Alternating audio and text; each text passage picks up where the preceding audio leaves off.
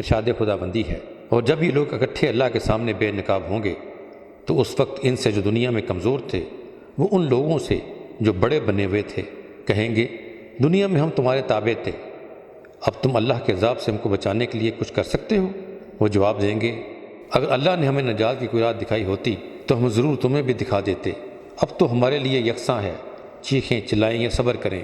بہرحال ہمارے بچنے کی کوئی صورت نہیں۔ اور جب فیصلہ چکا دیا جائے گا تو شیطان کہے گا حقیقت یہ ہے کہ اللہ نے جو وعدے تم سے کیے تھے وہ سب سچے تھے، اور میں نے جتنے وعدے کیے ان میں سے کوئی بھی پورا نہ ہوا، میرا تم پر کوئی زور تو تھا نہیں،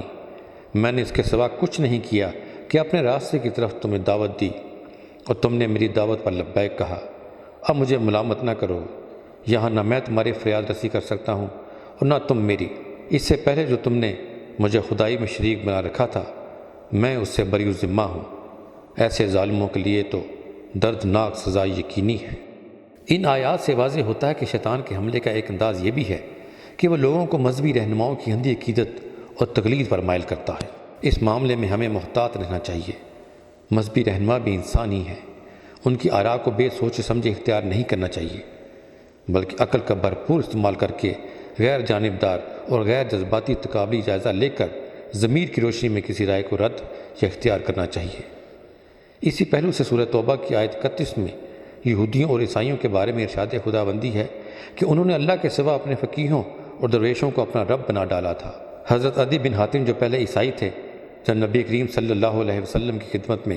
مشرف اسلام ہونے کے لیے حاضر ہوئے تو انہوں نے ایک سوال یہ بھی کیا کہ اس آیت میں ہم پر اپنے علماء اور درویشوں کو خدا بنا لینے کا جو الزام عائد کیا گیا ہے اس کی اصلیت کیا ہے؟ جواب میں حضور نے فرمایا یہ حقیقت نہیں کہ کچھ لوگ جو حرام قرار دیتے تھے